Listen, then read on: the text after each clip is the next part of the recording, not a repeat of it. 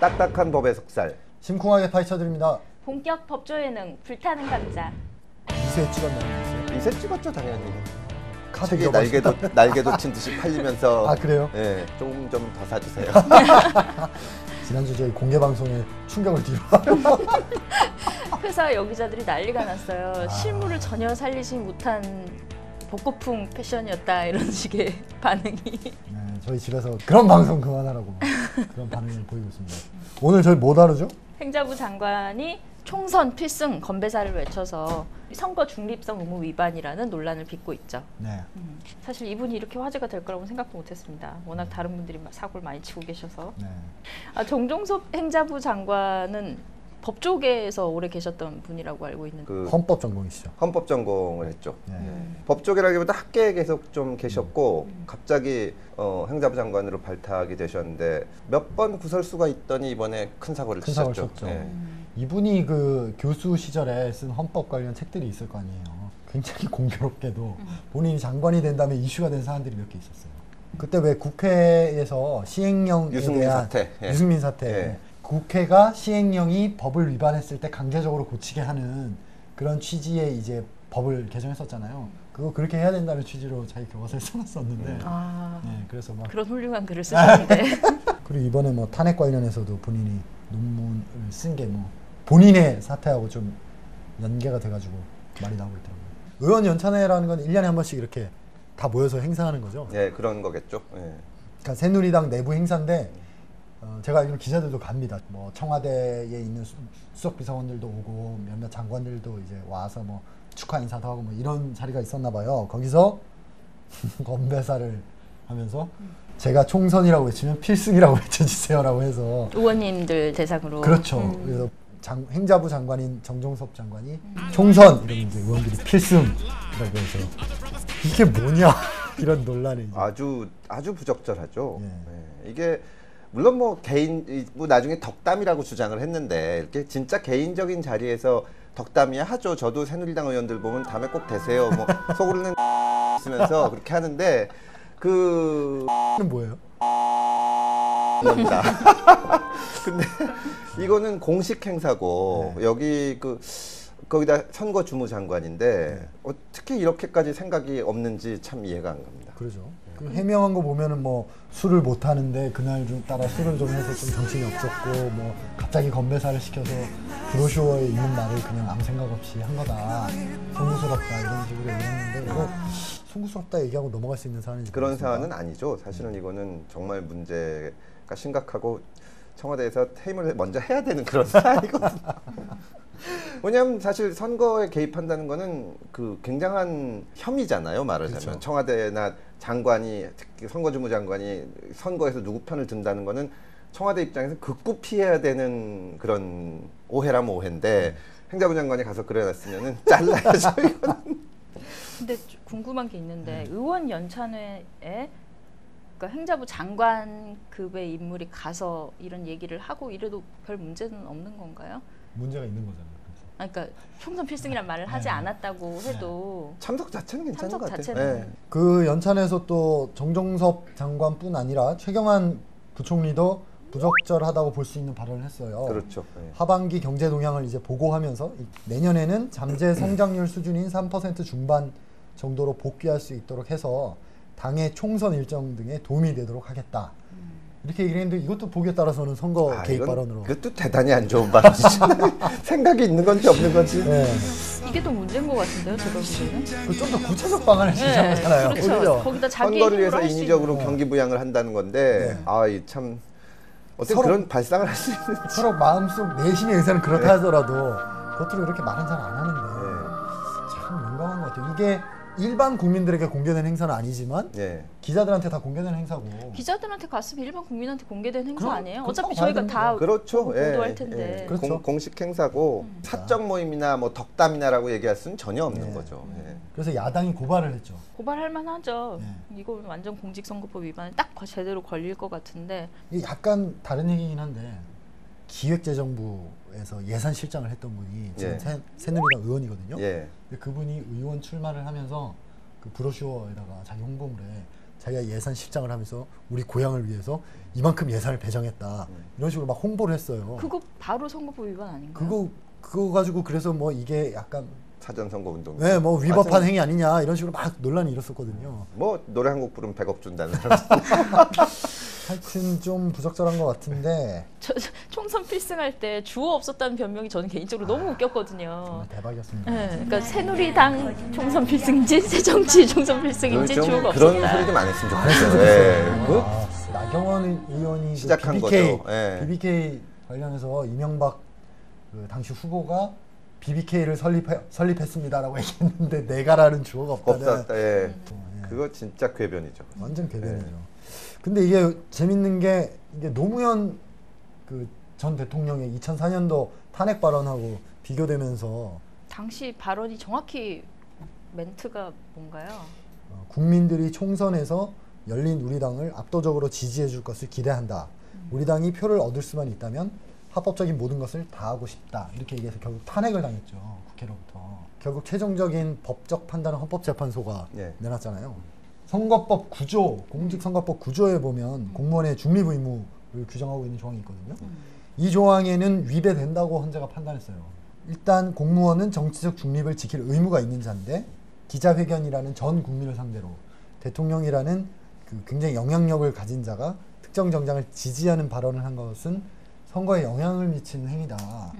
따라서 그 공무원의 중립 의무를 규정한 선거법 구조는 위반한 행위다. 이렇게 판단했고요. 그리고 이 대통령의 발언이 선거운동, 공무원은 선거운동을 하면 안 되거든요. 근데 그 조항을 어긴 거 아니냐 이런 쟁점도 있었는데 거기에 대해서는 아니라고 했죠. 예, 선거운동에는 해당하지 않는다고 판단했는데 그 이유는 이 대통령이 능동적으로 한 게 아니라 기자들의 질문에 대해서 수동적으로 얘기했고 계획적으로 한 게 아니라 이렇게 질문을 받고 이렇게 얘기한 거기 때문에 선거운동이 되려면 능동적이고 계획적인 어떤 목적성이 있어야 되는데 그것까지는 인정되지 않는다. 이렇게 두 개로 나뉘어 판단을 했어요. 그래서 이번 판단하고 이제 비교를 해서 새누리당에서는 약간 아전인수식 해석을 내놓고 있더라고요. 일단 그 노무현 전 대통령 때 공선법 구조, 그러니까 중립의무 위반이라고 헌재가 판단했잖아요. 근데 그 공개적인 자리에서 전 국민을 상대로 얘기했기 때문에 중립의무 위반이다 이렇게 했는데 정정섭 의원은 공개적인 자리는 아니지 않느냐, 의원들 상대로 한 거니까 기사를 다 다르다, 했는데 무슨 경우가 다르다 이렇게 주장을 했고 또 노무현 전 대통령의 발언이 선거운동에 해당하지는 않는다라고 판단한 거를 가지고 와서 정정석 장관도 의원들의 요구에 따라 소극적으로 건배사를 한 거기 때문에 능동적 계획적으로 한 게 아니니까 선거운동 아니다 이렇게 두 가지 방어막을 그게 쳤더라고요. 이제 그 헌재가 그 공선법 위반으로 판단한 부분에 있어서 공개적인 자리였다, 전 국민을 상대로 했다는 거는 이제 위반이 된다는 근거지. 이건 거의 공개 행사라고 해야 되지만 공개 행사가 아니면 무조건 괜찮다는 건 아니거든요. 그렇죠. 그러니까 의원들 몇 명 모아놓고 뭐 저기 선거 이기는 법을 강의했다거나 이러면 안 되는 건데 비공개라는 이유만으로 하기에는 더 이상 그 총선 필승보다 더 선거를 이겨달라는 게 없잖아요. 대통령이 이렇게 정치적인 발언을 못하게 막는 것도 좀 웃기는 거거든요. 본인 스스로가 선출된 사람이고 소속 정당도 있고 정치인인데 그렇기 때문에 이거는 좀 우리 법이 이거 막아놓은 거 자체가 좀 문제다. 그런 쟁점이 있었죠. 예, 현실하고 당시에. 너무 다르고 행자부 장관은 그거랑 또 다르죠. 그렇죠. 예, 이거는 선출직도 아니고 임명직이고 선거를 관리해야 되는데 이거를 같이 놓고 비교할 수는 전혀 없습니다. 그러니까 대통령하고 행자부 장관을 놓고 보면 중립 의무는 행자부 장관이 더 높다고 보는 거죠. 그렇다고 봐야죠. 예. 이 도대체 현실 인식을 어떻게 하고 있는 건지 지난 대선에서도 바로 댓글 사건 때문에 국가기관 선거 개입이 그렇게 문제가 됐는데 그렇죠. 네. 참 이상한 분입니다. 최경환 경제부총리는 아예 공약까지 대신 해준 거 아니에요? 이건 확실히 이분은 바뀌어야 될 것 같은데요. 그러니까 최경환 부총리가 더 문제 아니에요? 더 문제라고 봅니다. 그죠? 그럼 둘 다 바꿔야 되는 거 아니에요? 제가 정권을 잡으면 이상하게 최경환 부총리는 사과도 안 하고 있어요. 아주 당당하게 아주 기자들 당당합니다. 질문하니까 그럴 수도 있는 일이라면서 막 저 이거 하여튼 제가 봐서는 이건 사실 제대로 된 청와대면 청와대에서 바꿔야 됩니다. 하여튼 참고로 그 국무위원에 대해서 국회에서 자를 수 있는 방법은 탄핵소추, 해임건의 두 가지 방법이 있는데 요건은 똑같더라고요. 3분의 1이면 발의할 수 있고 제적의원 과반이어야 통과가 되는데 그 요건이 이제 그건 같죠. 근데 네. 이제 사유는 탄핵은 법 위반이 있어야 되고 해임 건의는 뭐 부적절을 하고 부적절. 그 정치적인 이유가 있을 수 있어요. 탄핵이 훨씬 조건이 좁군요. 그렇죠. 탄핵은 그 재판이니까요, 말하자면. 해임 건의는 그냥 일자리를 그만두게 하는 거고. 그러니까 탄핵은 국회에서 지금 통과될 가능성은 없지만 만약에 네. 되면 헌법재판소로 가는 거죠. 가죠. 예. 가고 해임 건의는 통과되면 청와대로 와서 대통령이 해도 되고 안 해도 되고. 받느냐 안 받느냐. 예, 건의니까요. 예. 예. 청와대에서 너무 안이하신 것 같아요. 네. 북풍 끝나고 나서 너무 긴장이 풀리신 것 같아. 야당이 참 이기는 야당이 보고 싶네요. 정말 2세 찍었습니다. 책을 꼭 읽으세요. 다음 얘기는 김희수 변호사 헌법소원 건인데 사실 이 건 제가 얘기를 못 들었던 건이거든요. 제가 온라인 그렇죠. 모니터링 하다 보니까 사건들 화제가 되는 건 변호사 딱 봤는데. 사회에서는 화제죠. 아주. 아 예. 그렇구나. 이게 SNS에서는 전혀 관심이 없는 그렇죠. 건인데 그리고 꼭 김희수 변호사라기보다 이제 그 민변 활동을 주로 했던 변호사들 중에 민변을 노려친 거죠. 네. 이건 누가 봐도 네. 사실 참 기분이 나쁜 사건입니다. 왜냐하면 이 검찰이 소추 재량권을 누굴 기소할지 말지 결정할 수가 있거든요. 수사를 할지도 할 수도 있고 안 할 수도 있고 하는데 이걸 굳이 지금 들이밀고 왜 할까? 아주 정치적인 의도가 있는 사건이라고밖에 볼 수 없는 그런 부당한 일들입니다. 말하자면 과거에 굉장히 이제 어렵던 시절에 그 고통을 당한 분들은 돕는 변호사들이 많지 그때는 이제 인권 변호사라고 부르고 했는데 실제로 변호사들이 예전에는 먹고 살기가 좋았거든요. 근데 그거를 버리고 이제 그 어려운 일을 하신 분들인데 그때 있었던 거를 가지고 문제를 삼는 거니까요. 그래서 참 쟁점을 좀 좁혀보면 이게 결국 변호사법에 보면 수임 제한 규정이 있거든요. 변호사인 사람이 공직에서 어떤 뭐 일을 할 수 있잖아요. 그렇죠. 공직에서 자기가 처리했던 사건을 변호사로 나와서 그 사건을 대리하면 약간 문제가 있잖아요. 그러니까 그렇죠. 이게 대표적인 게 판사나 검사가 검사, 그쵸. 자기가 재판하던 사건을 이제 자기가 다음 달쯤 살폈을 거면 좀 중지시켜놨다가 가가지고 그 사건을 맡는 걸 못하게 하는 거죠. 이건 그러니까 상식적으로 하면 안 네. 되는 겁니다. 예. 근데 이 케이스에 해당해서 검찰이 기소한 경우가 거의 없어요. 한두 건 있을까 말까 하거든요. 그런데 이제 갑자기 민변 소속된 변호사들이 했던 방금 말씀하신 과거에 국가기관으로부터 피해를 받았던 분들의 국가 배상 이런 소송을 대리했던 변호사들을 탁탁탁탁 찍어서 네. 이제 수사를 들어가니까 그 개별적 케이스가 위법인지는 변론으로 하고 너무 소추권을 임의적으로 그렇죠. 정적을 예. 제거하는 데 쓰는 네. 거 아니냐라는 의심을 받기 충분한 그런 사건이죠. 예. 그래서 일단 저희가 좀 디테일한 수사를- 얘기를 해보면 네. 이게 수사를 시작한 지는 꽤 됐고요. 근데 이제 1차 결론은 7월 14일에 나왔습니다. 변호사 5명을 기소했고 네. 2명을 기소유예했고 이 7명 그러니까 5명 기소한 사람과 기소유예한 2명을 총 묶어서 7명 모두를 대한변협에 징계 개시를 신청했죠. 네. 검찰이 이걸 신청할 수 있으니까. 예, 있죠. 그리고 이제 백승원 변호사는 출석을 불응하니까 이제 계속 수사하겠다. 이 정도가 지금 그러니까 그게 웃기는 상태인데. 게 검찰에서 나서서 수사를 했는데 백승원 변호사 같은 경우는 출석을 안 하겠다. 진짜 내가 위법이면 와서 잡아가라. 그럼 보통 때 같으면 검찰이 당연히 체포영장을 받아서 잡으러 갈 텐데 이걸 못 하는 거예요. 체포영장 기각됐다고 그러는데. 그러니까 이게 지금 수사를 하고 있는 중간에 사람은 안 나오는데 수사 결과 발표하고 계속 하겠다고 하는 경우가 거의 없거든요. 그렇죠. 이건 있을 수 없는 일입니다. 어떻게 보면. 지금 수사선상에 오른 분들이 대부분 참여정부 때 그 의문사위, 과거사위 이런 식으로 과거사 정리를 하는 그런 대통령 직속 혹은 뭐 그런 위원회들이 많이 있었잖아요. 그럼 그런 곳에 이제 주로 인권 변호사 활동하셨던 분들이 많이 들어가서 활동을 하셨죠. 그럼 거기서 활동을 하면서 그런 이제 과거의 국가기관에 의해서 피해를 입었던 사건들을 조사하는 데 관여를 했다가 이제 그 임무가 끝나고 나서 다시 변호사 본업으로 돌아와서 그 피해자들의 민사소송을 대리를 하셨는데 그게 이제 본인이 조사했던 사건의 배상 사건을 대리한 거 아니냐 이제 거칠게 얘기하면 이렇게 정치적인 쟁점을 떠나서 법률적으로 보면 지금 문제가 된 김희수 변호사 같은 경우에는 돌아가신 그 장준하 선생 그거 한번 따져보죠. 김희수 변호사 사건을.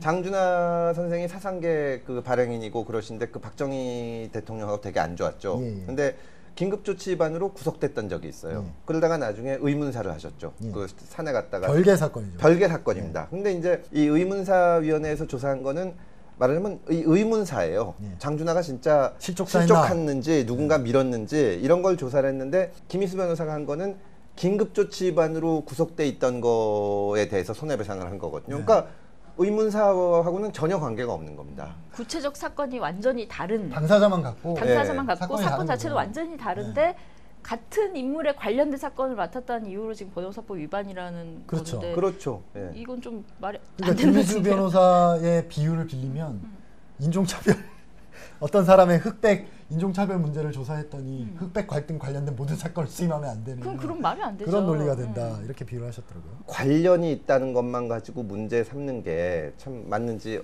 법원의 판단을 좀 기다려는 봐야죠. 그러니까 이 사건이 지금 보면 실제로 조금 문제가 되는 변호사분들도 있어요. 네, 법적으로 따지면 네, 있습니다. 있어요. 예를 들면 누가 그거 김준곤 변호사 같은 경우에는 과거사위 상임위원으로 이제 활동을 한 다음에 나와서 자기가 과거사위 상임위원 할 때 자기 밑에서 조사관으로 있었던 사람들을 일종의 고용을 해서 네. 그분들이 자기가 해결했던 사건의 그 피해자들을 데리고 오게 해서 자기가 사건을 대리하고 이렇게 했어요. 그래서 구속이 됐어요, 이분은. 어떤 공직에 있던 사람이 변호사 활동에서 그 사건 맡은 이런 거를 착안해서 문제를 삼는다면 사실 정관예우를 수사해야 되거든요. 그렇죠.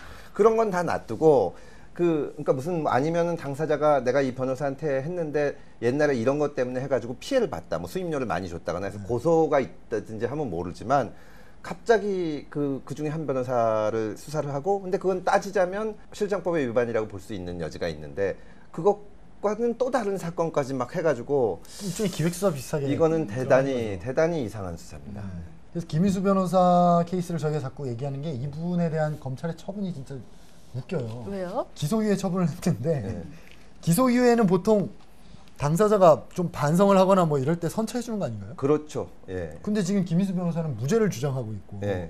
그러니까 내 무죄를 다툴 수 있게 나를 기소해달라 아 이렇게 얘기하고 있는데 검찰에서 당신은 수임료를 안 받았으니까 이게 기소유예.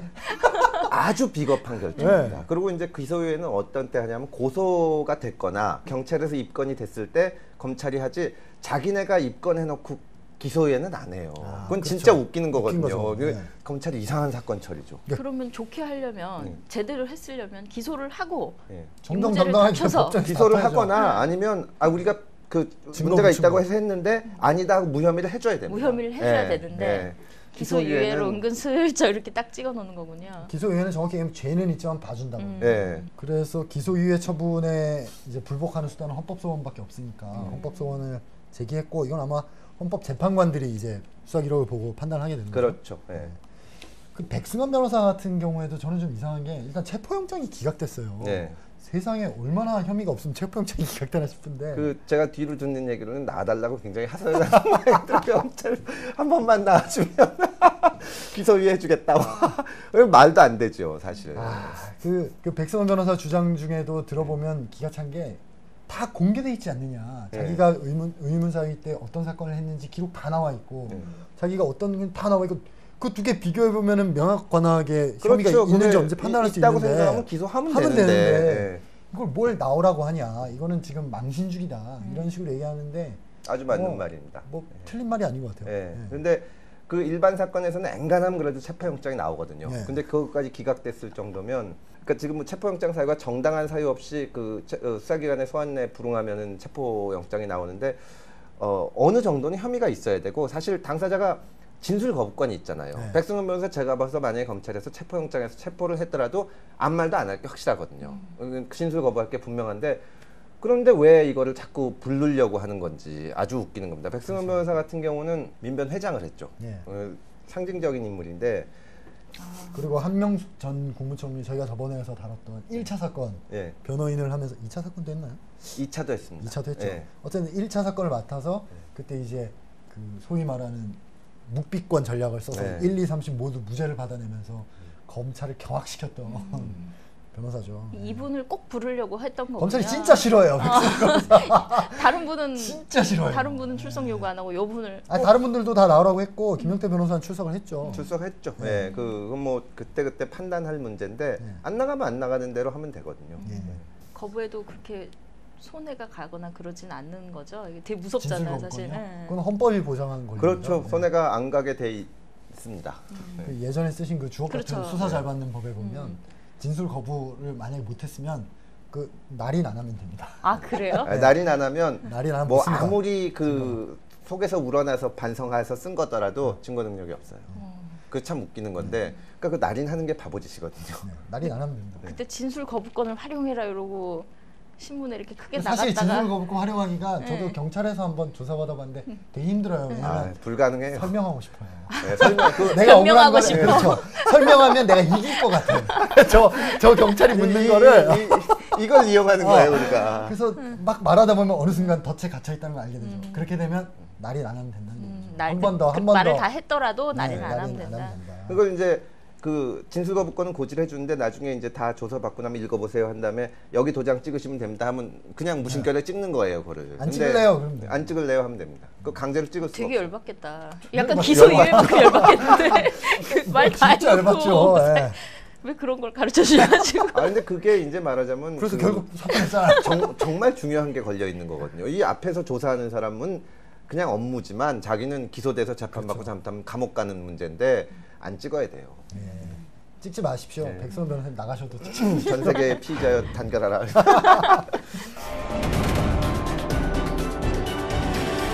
언제나 기다려진 시청자 사연 시간 저번에는 못해서 많이 아쉬웠었는데요. 이번 사건은 저도 너무 궁금해요. 늘 재미있게 보고 있습니다. 단도직입적으로 문의드리면 저는 송파구 땡땡 아파트에 전세로 거주하는데요. 전세인지 실소유인지 이런 거 말씀하시잖아요. 이게 법률 상담을 하다 보니까 네. 사실관계를 명확하게. 솔직하신 분이죠. 조경수로 너도밤나무가 심겨져 있습니다. 7층 높이까지 나무가 자랐고 열매들도 달려 있습니다. 7층 높이까지 자랄 수도 있나요? 그게? 어느 아파트인지 알 것 같은데. 문제는 그 열매들이 떨어지면 거의 선동열 투수 구속으로 지면으로 낙하합니다. 열매에 실제로 맞은 분들도 많고요. 너무 위험해 보여서 관리사무소에 전화를 했더니 조경수는 서울시에서 비용을 들어 심었고 관리하고 있기에 아파트 관리사무소 차원에서 마음대로 할 수 없다는 답변을 받았습니다.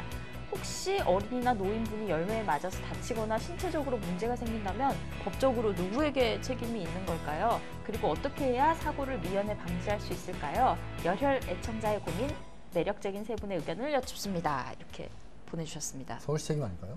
아니 기본적으로 서울시는 책임이 있죠. 네. 그리고 이제 그 아파트에서 관리사무소에서 얼마나 관여할 수 있냐의 문제인데 저는 이거는 소송으로 가면은 양쪽 다 책임을 질 가능성도 있다고 봅니다. 서울시랑 아파트 아파트랑. 예. 관리사무소랑. 근데 이런 일은 지금 중요하니까 이거 법적 책임을 따질 게 아니라 그 박원순 시장님 페이스북에다 댓글로 다시면 당장 옵니다 이거. 네. 이런 위험한 거는 빨리 하십시오. 그 뭐 다산 콜센터로 전화하셔도 되고 네. 제가 보기엔 박원순 시장님 트위터나 페이스북에 페이스북에 최고입니다. 예, 이거 위험하다고 하면은 당장 올 겁니다. 법적 해결 이전에 실무적으로 딱 그래서 끝나는 이런 거는 법적인 문제 따지는 건 나중 문제고 일단 이 위험한 거는 하여튼 빨리 해결을 하시고 앞으로도 프로그램이나 법과 관련해서 궁금하시거나 제보하실 내용이 있으시면 아래 나오는 주소, 메일 주소와 페이스북으로 사연을 남겨주세요. 주소가 나가고 있습니다. 저희 24회 동안 함께했던 정유경 기자가 개인 사정으로 잠시는 아니고 꽤 오랜 기간 동안 자리를 비우게 됐습니다. 한 말씀 하시죠. 그동안 정말 시청자 입장에서 배운 것들이 많은 프로그램이었는데 개인 사정으로 자리를 꽤 오래 비우게 됐습니다. 아마 한 달 정도 뒤부터는 이제 휴직이 들어갈 것 같은데 그동안 진짜 많이 배웠거든요. 헌법재판소 얘기 같은 것도 전혀 그동안 사실 사회부나 이런 데서는 볼 수 없었던 이야기들이 많았고 더 많았고 개인적으로는 법조의 커리어를 포기하고 맡은 프로그램이기 때문에 바보 같은 질문을 던지면 절대 법조에서 저를 스카우트해 가시지 않을 것 같지만 참으로 아쉽습니다. 네, 참으로 특이한 참으로 특이한 저희 입장에서도 대단히 아쉽습니다. 대체 불가능한 캐릭터인데 이거 어떻게 될지 모르겠네요. 돌아오는데 새 식구를 모시고 올지 뭐 어떻게 해야 될지 저희 지금 모르겠어요. 다음 주에 나 부르면 안 돼요. 이래놓고 또 와야 될지. 그럼 너무 창피하잖아. 그동안 수고한 정유경 기자에게 다시 한번 고맙다는 말씀을 드리고요. 금태섭 변호사님과 저는 다음 주에 더 뜨거운 법 이야기로 찾아뵙도록 하겠습니다. 감사합니다.